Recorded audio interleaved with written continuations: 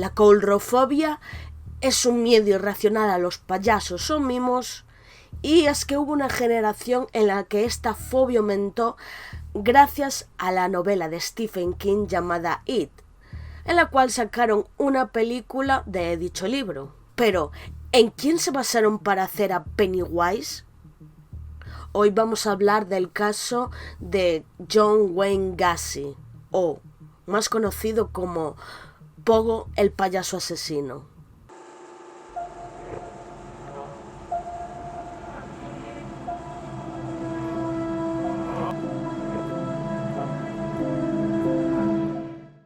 John Wayne Gacy nació en Chicago, Illinois, el 17 de marzo de 1942. Fue el segundo de 3 hijos de John Stanley Gacy y Marion Elaine, un típico matrimonio de clase media baja norteamericana. John, el padre, era maquinista ferroviario y le gustaban mucho los deportes, la pesca y sobre todo el alcohol.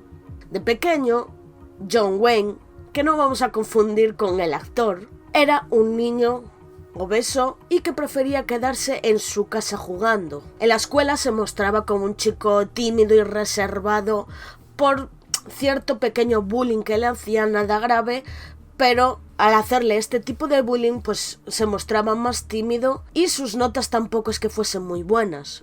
En su casa tampoco era diferente, tampoco es que fuese un niño muy alegre, sino que también era un chico tímido y retraído, ya que en el colegio le hacían bullying, pero en su casa su padre lo maltrataba y le pegaba con el cinturón. Y es que John, el padre, quería que su hijo cumpliese lo que eran las expectativas para él de un hombre rudo, un hombre fuerte, carismático, lo que antes se podría denominar como un hombre. Por lo que John se tendría que reprimir de su lado más femenino, esa parte que a él le gustaba, ya que siempre quería estar con niñas, quería estar con su madre y hacer lo que ellas hacían. Ya a los 7 años, el mejor amigo del padre abusó de él físicamente. Este lo metió en su camioneta y aunque no hubo penetración anal, sí que hubo ciertos tocamientos. Pero no sería hasta que John fuese más mayor que contaría dicho acto. Ya al llegar a la pubertad, cuando John tenía 12 años, quería cumplir las expectativas del padre y este se apuntó a los Boy Scouts ganando unas insignias de supervivencia en un campamento. Uno de sus amigos de entonces, Barry Basley, recordaría unos años más tarde que mientras jugaban en casa de John, este se bajó los pantalones y le mostró a su amigo que llevaba las bragas de su madre. Y es que John dijo que le gustaba vestirse de mujer. Ya estando en el instituto, salió con algunas chicas, pero solo para pasar cerca de su casa y que su padre viera que salía con chicas. También intentó hacer algunos deportes, pues por lo mismo que se hizo Boy Scout para intentar impresionar a su padre, pero este no aguantaba físicamente debido a su obesidad. Pasó por 4 colegios, pero nunca llegó a graduarse. Y harto de los abusos de su padre, se fue de su casa y de su ciudad para irse a trabajar a una funeraria en Las Vegas, donde aprendió a embalsamar cuerpos. Y en dicho sitio, Gacy más tarde confesaría que le encantaba ese trabajo, ya que se sentía atraído por los cadáveres de los chicos, solo los chicos jóvenes, y que muchas veces se recostaba sobre sus ataúdes para acariciarlos. En 1964, cuando John tan solo tenía 22 años, se mudó a Springfield, en Illinois, para trabajar en una zapatería. Y allí consiguió terminar la escuela secundaria y después escribiría en una escuela de negocios. Pero en la zapatería que trabajaba conoció a una chica llamada Marilyn Myers, con quien se casó en septiembre de ese año. Después de casarse, se mudaron a Waterloo y su suegro, que era uno de los dueños del Kentucky Fried Chicken, lo metió como gerente en dicho local. Como ya he dicho antes, John se metió pues en una especie de estudios de negocios, la cual se llamaba United States Junior Chamber, y es que era una organización sin fines de lucro que enseñaba negocios y liderazgo a los jóvenes. Y allí John se sentía pues muy apreciado, muy valorado, y digamos que fue donde más subió su ego, ya que se convirtió en uno de los miembros más influyentes de la organización. Pero con el tiempo, dicha organización estaría ligada con drogas, prostitución y pornografía. El matrimonio de John no iba exactamente bien, y es que estos tenían problemas sexuales debido a que John no tenía erecciones, pero una de estas veces que consiguió tener una erección engendraron a su hijo llamado Michael. Más adelante también tendrían otro hijo, y en ese mismo año en el que Michael nació, John tuvo su primera experiencia homosexual. Después de esta primera experiencia, John seguía teniendo relaciones con chicos a los cuales invitaba a hoteles y veían películas pornográficas y tendrían sexo grupal con chicas de compañía. Marilyn, su mujer, se enteró porque esto era como un secreto a voces, y en vez de reprochárselo a John, lo habló con él para salvar su relación, y ésta le pidió que la invitara y ambos se integrarían en un grupo swinger, es decir, un grupo de intercambio de parejas. Una noche de 1967, cuando su mujer y sus hijos estaban de viaje, John invitó a su casa a un joven de 15 años llamado Donald Borghese. Y este chico era el hijo de un senador muy amigo de John, ya que John se codeaba con grandes élites de la ciudad, debido a su influencia. John emborrachó al joven y le hizo practicar sexo oral. Y después le dio $15 y dijo que si contaba algo a alguien nadie le creería, debido a la reputación de John. Después de unos días de duda, Donald, el joven, se atrevió a contarle a sus padres lo que había sucedido. Pero John, al enterarse de que éste se lo había contado a su padre, decidió contratar a un sicario para que matase al joven. Pero éste logró zafarse del sicario y poder denunciarlo así a la policía. Y fue en marzo de 1968 cuando John Wayne fue detenido y acusado por sodomía. Después de que este caso se hiciera público, otras víctimas también contaron su caso. Eran otros adolescentes que iban acompañados de sus padres. Y he de decir que estando en los años 60, pues la verdad es que no era muy común que se hablasen de estos temas, y menos aún siendo casos homosexuales. Pero John fue juzgado y condenado a 10 años en la prisión estatal de Anamosa.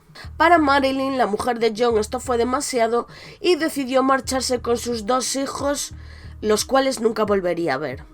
Aunque John debería pasarse 10 años en cárcel, la verdad es que salió a los 18 meses por buena conducta, y el 18 de junio de 1970 salió de la cárcel y volvió a su casa original, a Illinois, y allí nadie sabría ni su condena ni las causas de esta, por lo que allí fundó una constructora llamada PDM Contracting. Con su nueva vida en Norwood Park, en Illinois, John se convirtió en un vecino ejemplar. Era muy amable con sus vecinos, les atendía, les ayudaba en todo. Era, digamos, que el vecino perfecto. Su compromiso era tan grande con la comunidad que incluso hizo una asociación llamada Jolly Joker. Y en dicha agrupación, sus integrantes se disfrazaban de payasos para reunir fondos que eran destinados a caridad. De ahí saldría el personaje de Pogo el payaso. Y esa fue la fachada perfecta para poder estar más cerca de los niños. En ese año también se casó con Carol Hoff, una antigua compañera de clase de su hermana Karen. Al igual que con su anterior esposa, Carol también se quejaba de que éste no tenía erecciones y que tenía muchos problemas en su matrimonio debido a las relaciones sexuales. Así que en 1976 su esposa se divorció de él, ya que John le confesó que éste era bisexual y que no volvería a tener relaciones con ella. Pero Carol también encontró pornografía homosexual entre sus pertenencias. Y estaba al tanto de que su pareja pasaba muchas horas encerrado en el sótano con muchos jóvenes. Pero 4 años atrás de este divorcio, es decir, en 1972, John cometió su primer asesinato como Pogo el payaso. Y es que la víctima fue un niño de 15 años llamado Timothy McCoy. Según el propio relato de John, encontró a Timothy en una estación de autobuses y lo convenció para que se quedase a dormir en su casa. A la mañana siguiente, Timothy se despertó temprano y preparó un desayuno para ambos. John se levantó y vio que éste tenía un cuchillo en la mano, por lo que se pensó que le iba a atacar, y antes de que hiciese nada, John le quitó el cuchillo al joven y le dio varias puñaladas en el pecho, arrebatándole la vida en el acto y descubriendo así que para él ese acto era lo más excitante que había hecho en su vida.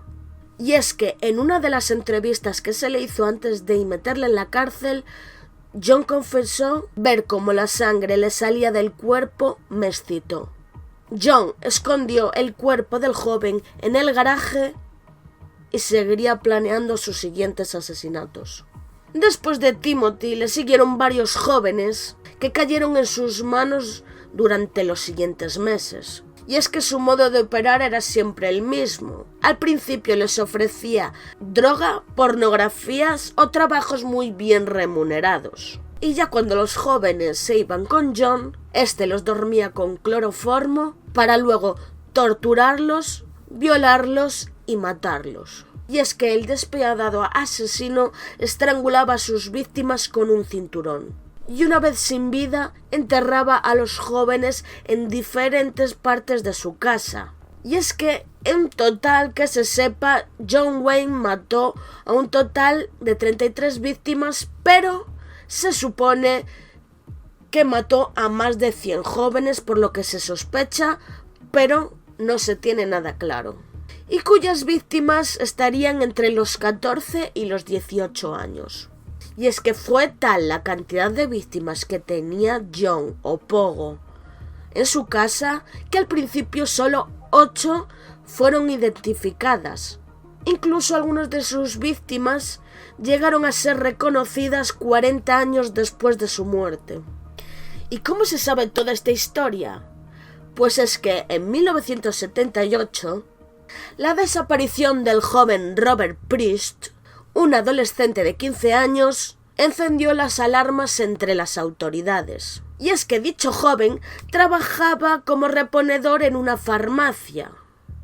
Esa noche se fue hacia afuera avisando a una amiga suya, diciendo que un hombre le ofrecería un trabajo muy bien pagado.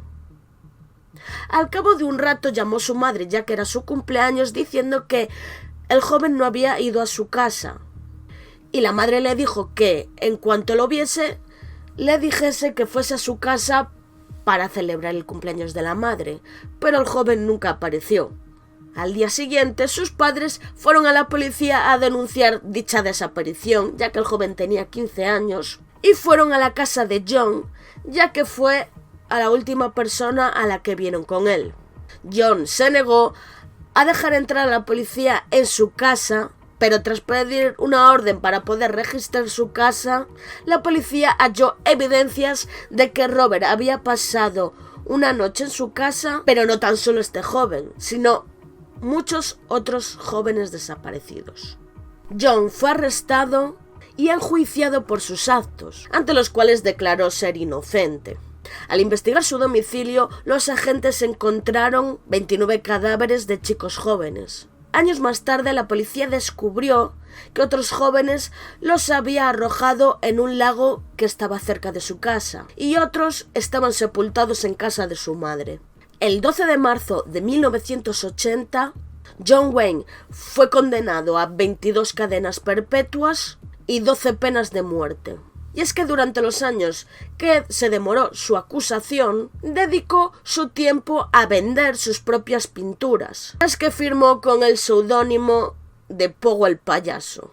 John ha sido protagonista de numerosos reportajes que narran su vida y los crímenes que cometió, pero hace un tiempo Netflix sacó una miniserie documental llamada Conversations with a Killer, John Wayne Gacy Tapes, donde se cuenta toda esta historia mucho más extendida, y es la primera vez que exponen las cintas antes de que John fuese a la cárcel. Unas cintas que tendrían una duración de 60 horas, pero obviamente en el documental duran menos. Así que si estáis interesados en este caso, podéis ir a ver esta miniserie documental porque está muy interesante. Así que nada, chicos, hasta aquí el caso de hoy. Espero que os haya gustado. La verdad es que es una historia muy interesante y de aquí podemos sacar una reflexión. Y es que no todo lo que parece tan bueno y tan inocente lo acaba siendo. Y que detrás de cada vecino ejemplar hay una vida oculta. Así que si os ha gustado este caso, podéis darle a like. Si os gusta mi contenido, podéis suscribiros, compartirlo a quien le puede interesar estos casos.